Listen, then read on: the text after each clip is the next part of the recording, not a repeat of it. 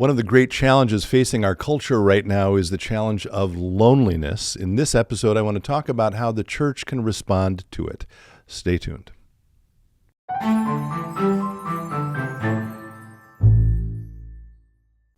Hello, friends. Pastor Tim Westermeyer here, Senior Pastor of St. Philip the Deacon in the western suburbs of Minneapolis. Good to be with you as always.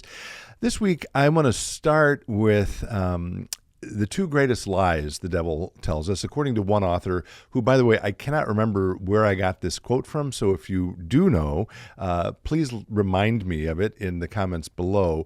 But I recall one person saying, and I've used this before, that the devil's two greatest lies to us are, first, that we're all alone, and second, that there's something wrong with us. And today I want to focus on the first of those, that we're all alone.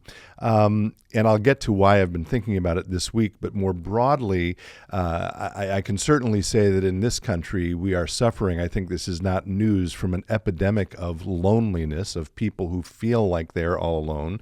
Those of you who are connected to St. Philip the Deacon may remember that in 2024, we launched our current 3-year appeal. So we're in the first of those 3 years in 2025, and it's called Salt and Light. And one of the things we lifted up as we talked about how this church can respond to this epidemic of loneliness, we talked about some data as it relates to loneliness. And I'm going to just repeat here some of what we talked about back then. This is in this Salt and Light brochure. Some of this data comes from David Brooks's book, How to Know a Person. But the 3 data points I'll mention are these. In one survey, 54% of Americans reported that no one knows them well. More than half, 54%. Between 1990 and 2020, the percentage of Americans who said they have no close friends has quadrupled. Okay, and then the last data point is 30% or 36%, of Americans report that they felt lonely frequently or almost all the time, including 61% of young adults and 51% of young mothers. No doubt those data points could be elaborated on, and I could find many more. But again, the important point I want to lift up here is that we have an epidemic of loneliness in our culture.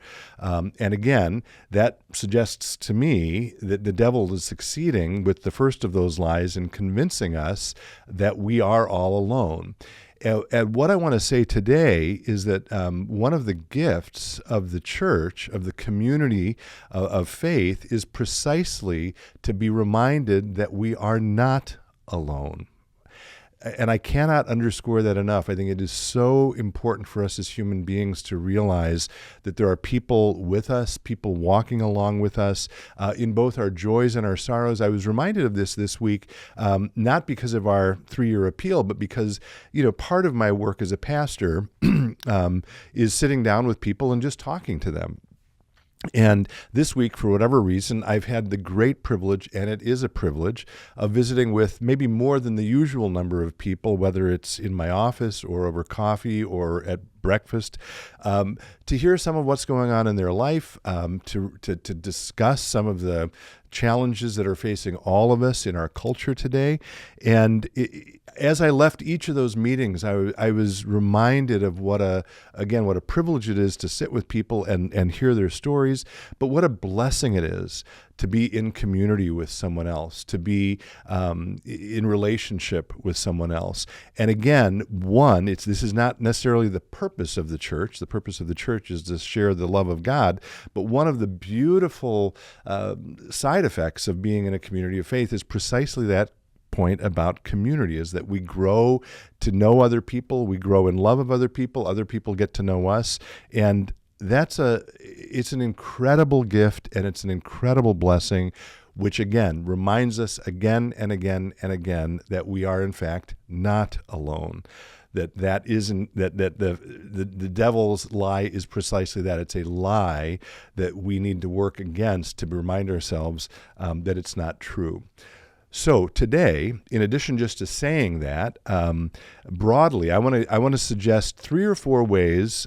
You may be sitting there thinking, well, okay, I understand, I hear you in theory, Pastor Tim, but what might I do to find an opportunity to have conversation with people, to be in community with people. And I'm going to lift up 2 or 3 things that you can do concretely in the next few weeks that will give you precisely that kind of opportunity, okay? And I just want to emphasize, I'm coming at these things, again, from the perspective of opportunities to develop relationships with others, opportunities to be reminded that you're not alone, rather than simply plugging church events. So the couple of sort of short-term activities that are coming up that I think are absolutely wonderful opportunities to get to know other people. And these are listed in this fall events brochure, which you can find online. Again, I think it's at spdlc.org/fall 2025. I believe I've got that right. If not, we'll correct it in the graphic and in the description below. But the first of these is the Alpha class that's coming up. We're taping this on September 18th. That class is 7 classes that start on September 28th, okay? And you do need to sign up for it, but it's an amazing and wonderful opportunity to bring your questions about Christianity in the context of other people who likely have similar questions. And so one of the things that's going to happen in that class is you'll bring your question, you'll talk about those questions, and you'll get to know other people. You'll have conversations with other people about things that really matter, and you'll deepen relationships with those folks. So the Alpha class, again, starts September 28th. The other program or class that's coming up that I think would be a wonderful opportunity to get to know people is a 4-week class that I'm doing with our director of adult ed, Jen Galley, called Becoming by Beholding the Power of Imagination. That, again, is based on, I actually have it here, this book by Lanta Davis. I've talked about it before. And that class meets the 4 Mondays in October, beginning on October 6th. In addition to time to sit around tables and talk with other people in that class will be preceded by a meal. We did this last fall for a similar series of classes, and those meals were incredibly well received. Why? Because people, again, in our culture crave conversation, they crave connection, they crave relationships, and getting together over the table, sharing a meal, is one of the most beautiful ways we have of getting to know other people. So that class, I think, on its own merits is worth going to. It'll create opportunities for connection, but the meal before it is maybe even more important. So those are a couple of specific things coming up that are sort of time-bound. The other thing is, any given Sunday here at St. Philip Deacon, between services, please go into Fellowship Hall, where you can get a cup of coffee and some really delicious donut holes. And then you can sit at a table with someone, maybe that's someone you know, or maybe it's someone you don't know. And again, you can be reminded that you're both children of God. You're both walking this path of faith. You're both trying to figure it out. And you might discover someone who has a lot in common with you, or maybe someone who doesn't have much in common with you, who becomes a dear friend. So that's the third thing. Then the final thing, specific invitation would be, again, I mentioned this week I'd met with lots of people, which is part of the great joy of my work as a pastor.